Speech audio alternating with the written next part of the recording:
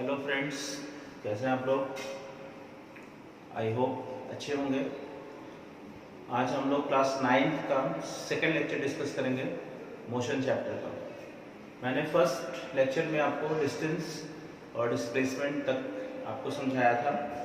आज हम लोग सेकंड लेक्चर देखेंगे और हम लोग सबसे पहले पढ़ेंगे टाइप्स ऑफ मोशन और उसके बाद स्पीड और वेलोसिटी के कॉन्सेप्ट, फिर एक्सेलरेशन पढ़ेंगे और बहुत सारी चीज़ें पढ़ेंगे। सबसे पहले देखिए टाइप्स ऑफ मोशन।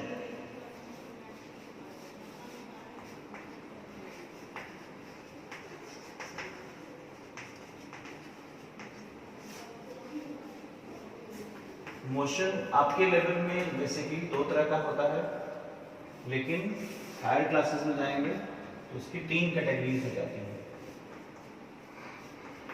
पहले मोशन को हम लोग कहते हैं ट्रांसलेशनल मोशन,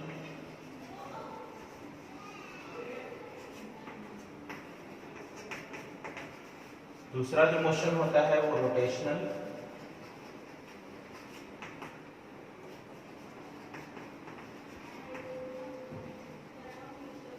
थर्ड हो जाता है रोलिंग मोशन।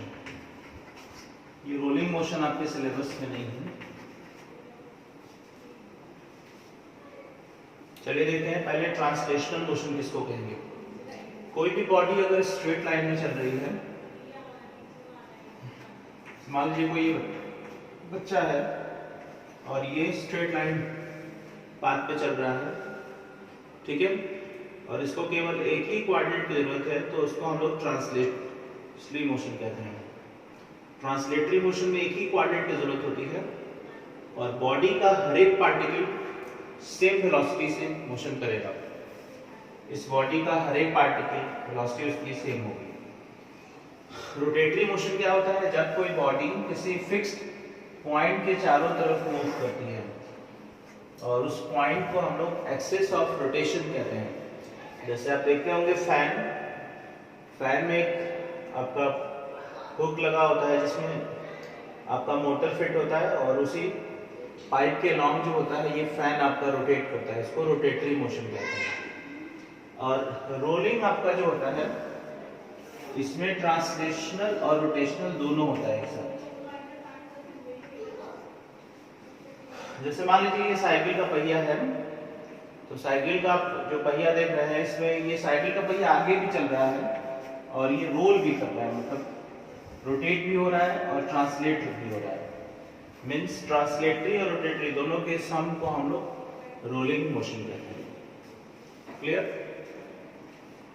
तो ट्रांसलेटरी मोशन में बॉडी एक स्ट्रेट लाइन में चलती है, रोटेटरी में किसी भी पॉइंट के चारों तरफ घूमती है ये बॉडी, और रोलिंग में आपका ट्रांसलेशनल प्लस रोटेशनल दोनों होता है। आते हैं हम लोग नेक्स्ट कॉन्सेप्ट पर। आप चाहें तो स्क्रीनशॉट ले लीजिए।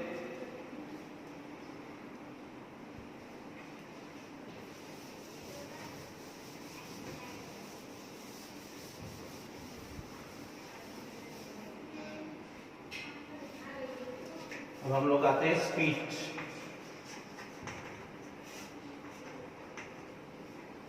स्पीड क्या होती है और वेलोसिटी क्या होती है? देखिए, फिजिक्स में जितनी भी क्वांटिटीज हैं उनको दो पार्ट्स में हम लोग डिवाइड कर सकते हैं, एक वेक्टर और एक स्केलर। आपके सिलेबस में बहुत थोड़ा सा है, मैं इसलिए थोड़ा सा बता देता हूँ आपको। वेक्टर वो क्वांटिटीज होती है जिनमें मैग्नीट्यूड भी होता है और डायरेक्शन भी होता है, और साथ ही साथ वो वेक्टर के एडिशन लॉ को भी फॉलो करे। ये नया डेफिनेशन है आपका। पहले मैग्नीट्यूड और डायरेक्शन से ही हो जाता था, लेकिन आज के डेट में कुछ ऐसी क्वांटिटीज हैं जिनमें मैग्नीट्यूड भी है, डायरेक्शन भी है, फिर भी वो वेक्टर नहीं है। जैसे इलेक्ट्रिक करंट, उसमें मैग्नीट्यूड भी है, डायरेक्शन भी है, फिर भी वेक्टर नहीं है।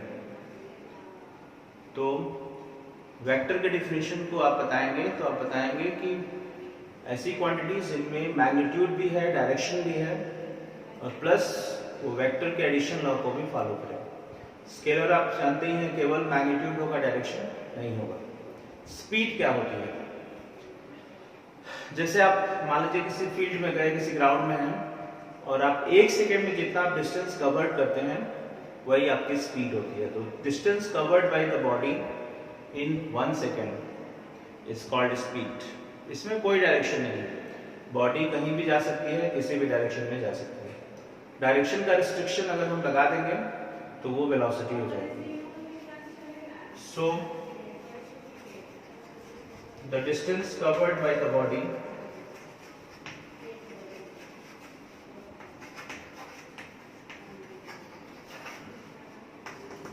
in 1 second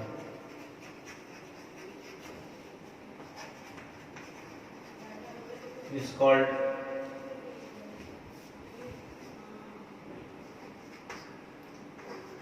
its speed। सी को हम इसकी स्पीड कहते हैं, ठीक है। नाउ मैथमेटिकली इसका हम फॉर्मूला लिख सकते हैं। Speed is equal to distance upon time. Now check out the unit in SI system or MKS system। जैसा कि मैंने पहले दिन डिस्कस किया था, डिस्टेंस की यूनिट मीटर हो जाएगी और टाइम की unit second. So this becomes metre second to the power -1। and in CGS system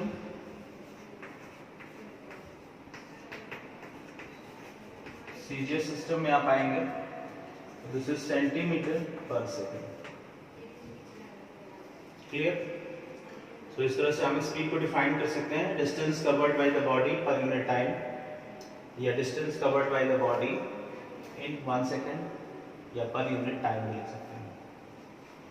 आप यहाँ 1 सेकेंड लिख सकते हैं या पर यूनिट टाइम में लिख सकते हैं, दोनों डिफरेंशियल सही है, कोई दिक्कत नहीं है।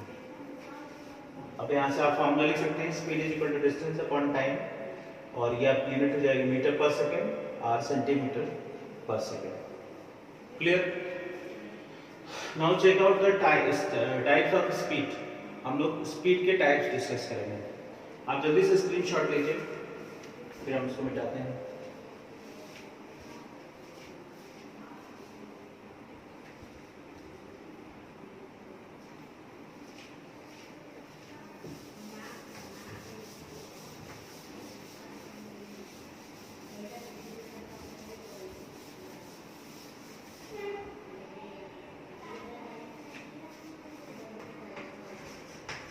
Types of speed.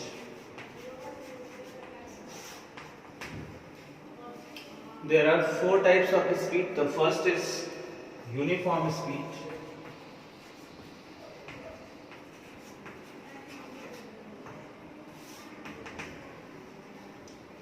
Uniform speed का क्या मतलब होता है? यूनिफॉर्म स्पीड का मतलब होता है कि अगर कोई भी बॉडी इक्वल डिस्टेंस कवर करती है इक्वल टाइम इंटरवल में, जैसे जनरली जो ट्रेन की स्पीड होती है वो यूनिफॉर्म हम लोग लेते हैं। ट्रेन जब रुकती है चलती है तो यूनिफॉर्म नहीं होता है, लेकिन जनरली जो उनका जो मिड पाथ होता है वो लगभग यूनिफॉर्म होता है। क्योंकि आप देखते हैं कि अगर ट्रेन 1 घंटे में 60 किलोमीटर चल रही है और नेक्स्ट 1 आवर में भी 60 किलोमीटर ट्रेवल कर रही है तो उसकी स्पीड यूनिफॉर्म है। इसका मतलब कि बॉडी जो है इक्वल डिस्टेंस कवर करती है, तो when body covers equal distance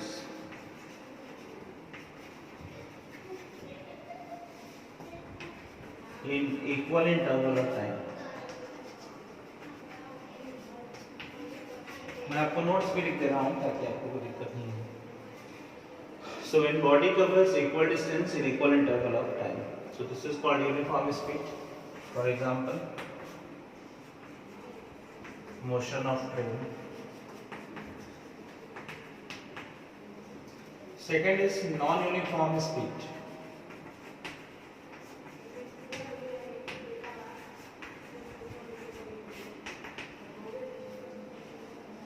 non uniform speed क्या होती है?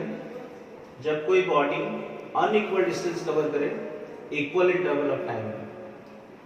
इसका मतलब कि पहले आवर में मान लीजिए बॉडी 60 किलोमीटर चलती है और नेक्स्ट आवर में 10 ही किलोमीटर चल रही है या फिर 100 किलोमीटर हो जाता है, तो ये नॉन यूनिफॉर्म होगा। ऐसा मोशन हमेशा ट्रैफिक एरिया में होता है। जहाँ पे आपको ट्रैफिक एरिया है, ठीक है। जैसे सब्जी मार्केट हो गया, आपका भीड़ भाड़ का कोई भी जगह हो गया, सो मोशन आपका नॉन यूनिफॉर्म हो जाएगा, क्योंकि सब्जी मार्केट में आप यूनिफॉर्म से नहीं चल सकते हैं, आगे कोई आगे खड़ा हो जाएगा तो आपको रुकना ही पड़ेगा। So in this case body covers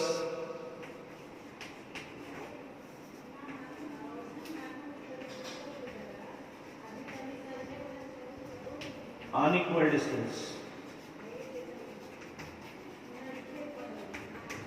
in equal interval of time।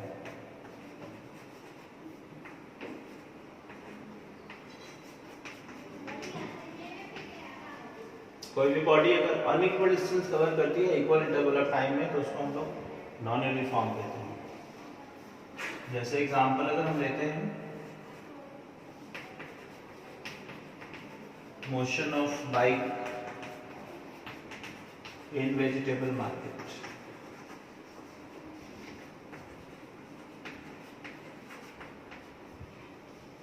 Vegetable market में आप जाते हैं तो आपका मोशन नॉन यूनिफॉर्म हो जाएगा, ठीक है। जल्दी से आप स्क्रीनशॉट लीजिए, हम लोग तीसरे पे आते हैं, एवरेज स्पीड पर।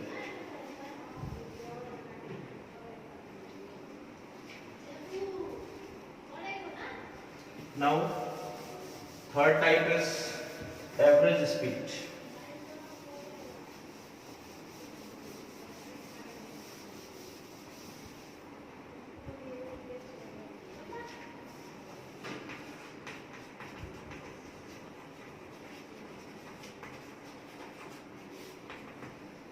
एवरेज स्पीड क्या होती है?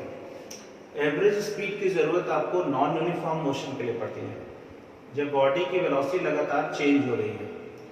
जैसे आपको एक एग्जांपल बता रहे हैं, आप मान लीजिए बलिया ट्रेन पे बैठे हैं और बलिया 6 बजे वो ट्रेन बनारस के लिए जाने वाली है, ठीक।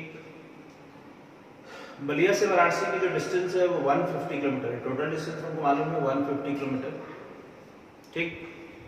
और हम 6 बजे से चले यहाँ से और 10 बजे हम लोग बनारस पहुंच गए, तो कितना टाइम लगा? 4 घंटे। इसके दौरान आपने देखा होगा कि ट्रेन जो होगी वो बहुत सारे स्टेशन पे रुकती हैं।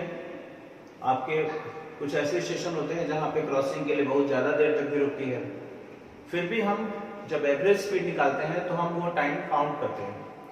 अगर ट्रेन खड़ी भी है मोशन के दौरान, या फिर आपकी ट्रेन रुकी है एकदम, मान लीजिए 1 घंटा भी रुकी है, तो आप वो टाइम एवरेज में काउंट होगा। आप ये नहीं करेंगे कि 1 घंटा को निकाल करके एवरेज स्पीड नहीं निकालना है, क्योंकि ये पूरे जर्नी का आपका एवरेज स्पीड बताता है।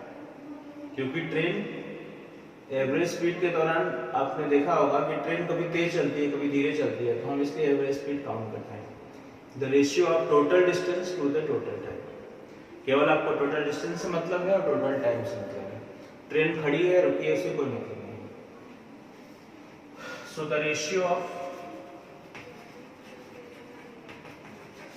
Total distance to total time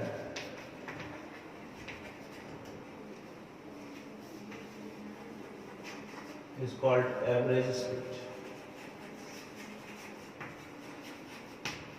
आप इसका फॉर्मूला भी लिख सकते हैं,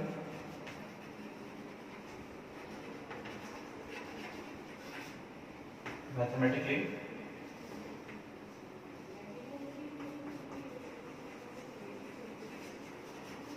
average speed is equal to total distance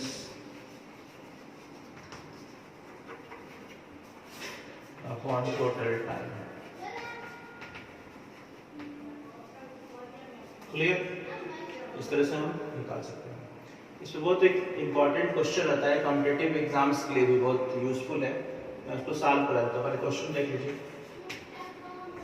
a body covers half of distance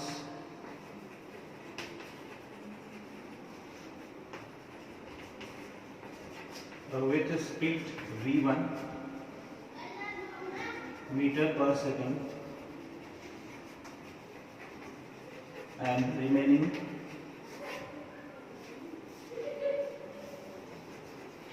remaining distance with speed v2 metre पर सेकेंड।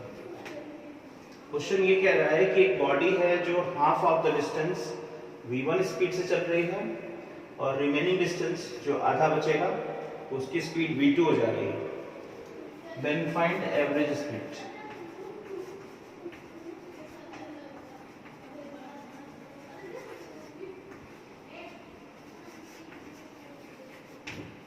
तो आपको एवरेज स्पीड बताना है। ऐसे क्वेश्चन को टिल्ट भी कर सकते हैं, इस क्वेश्चन को दूसरे तरीके से भी। यहाँ डिस्टेंस जरूर सेम रहना चाहिए, मतलब ये आधा डिस्टेंस है तो आधा भी सेम ही रहेगा। तो वैसे इस क्वेश्चन को और एक दूसरे तरीके से पूछा जा सकता है कि एक पर्सन है, वो घर से निकला मार्केट के लिए और उसकी स्पीड मान लीजिए v1 है, लेकिन मार्केट अगर क्लोज उसने देखा तो फिर वो घर चला आया, तो डिस्टेंस तो सेम ही हो गई और उसकी स्पीड बदल गई, v2 हो गई। Then find the average speed. तो सेम कांसेप्ट यूज कर सकते हैं। क्लियर? नाउ कैसे इसको सॉल्व करेंगे देखते हैं। आप जल्दी से स्क्रीनशॉट लीजिए, मैं इसको सॉल्व करके दिखाता हूँ।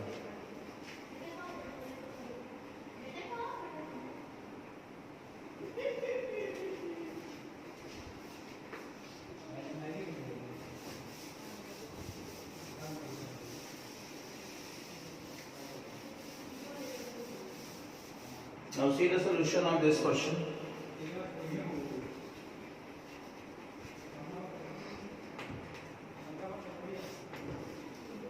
Body covers half of the distance with speed v1. हम फिगर पहले देखते हैं। सपोज करेंगे टोटल आपको a से b तक जाना है, ये पूरी डिस्टेंस को हम 2x मान लेते हैं, क्योंकि हमको आधी डिस्टेंस चाहिए तो x x में बंटवारा करने में कोई दिक्कत नहीं। ये बीच के पॉइंट को c मान लीजिए, तो ये आधी डिस्टेंस हो जाएगी x और ये भी आधी डिस्टेंस x। तो x मतलब a से c तक जाने में इसकी स्पीड है v1 और c से b तक जाने में स्पीड v2 है। टोटल डिस्टेंस हमको पता है 2x, जो हमने माना है ये बाद में आपका कैलकुलेट होगा। ये आपको केवल v1 और v2 ही दिया गया है, आपको डिस्टेंस नहीं दिया गया है, तो आपको आंसर v1 और v2 के फॉर्म में आएगा। मैंने जो फॉर्मूला बताया है वो total distance upon total time है। यहाँ पे दोनों ही चीजें नहीं है, केवल स्पीड दिया गया है, टाइम भी नहीं दिया गया है। तो हम मान लेंगे let from a to c the time is t1 and from c to b the time is t2। तो हम टाइम निकाल लेंगे पहले। Now time taken. टाइम का फॉर्मूला होता है, अभी आपने पढ़ा था, speed is equal to distance upon time. So time is equal to distance upon speed. So this becomes x upon v1 and this time becomes x upon v2। So total time becomes t is equal to t1 plus t2। हम दोनों time को add कर देंगे। Question क्या देना है?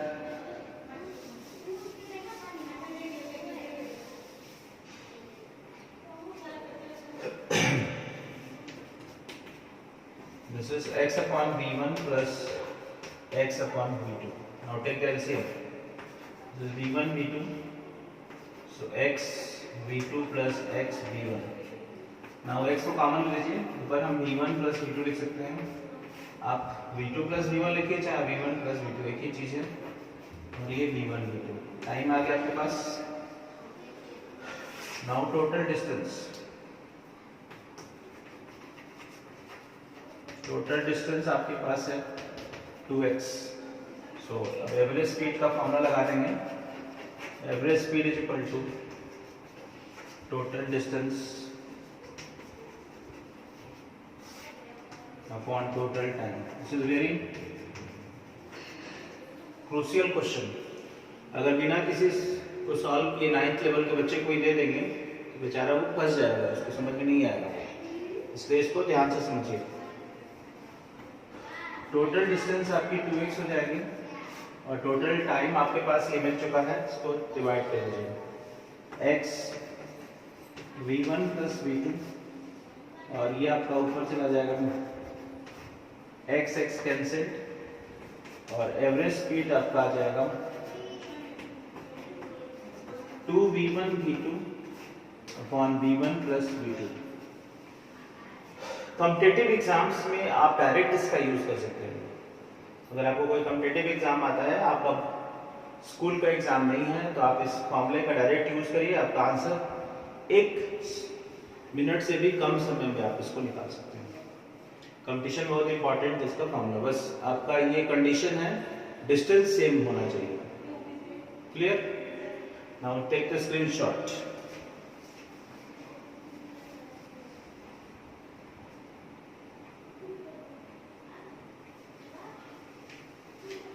आज का आखिरी टॉपिक हम लोग स्पीड के 4th पार्ट पे चलेंगे। This is non uniform speed,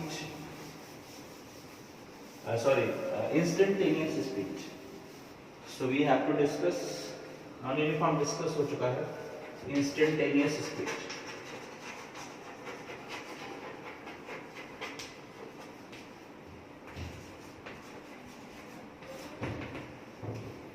instantaneous का मतलब होता है क्षणिक। क्षणिक का मतलब होता है एक पर्टिकुलर इंस्टेंट पर। जैसे आप बाइक चला रहे हैं और आपके पिताजी फोन करके पूछ रहे हैं कि तुम्हारी स्पीड कितनी है, तो आप बता रहे हैं 40 किलोमीटर पर आवर, तो वो इंस्टेंटेनियस हुआ। हो सकता है अगले क्षण आपकी स्पीड चेंज हो जाए। क्लियर? तो इंस्टेंटेनियस का मतलब होता है पर्टिकुलर टाइम पर स्पीड। ठीक है? So speed at particular instant, ये हमेशा चेंज होती है। पर्टिकुलर इंस्टेंट ऑफ टाइम, इसी को हम लोग इंस्टेंटेनियस स्पीड कहते हैं। क्लियर? इस तरह से ये 9th क्लास का सेकंड वीडियो लेक्चर था। आई होप आप लोगों को समझ में आ रहा होगा। आप लोग अपने दोस्तों में इसको शेयर करिए और आप चैनल को जरूर सब्सक्राइब करें और इसको शेयर करें, लाइक करें। Thank you.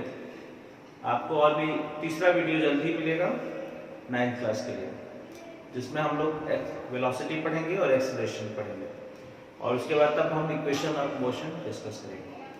टिल तब तक घर पे रहिए, सुरक्षित रहिए और चैनल को जरूर सब्सक्राइब करें। Thank you.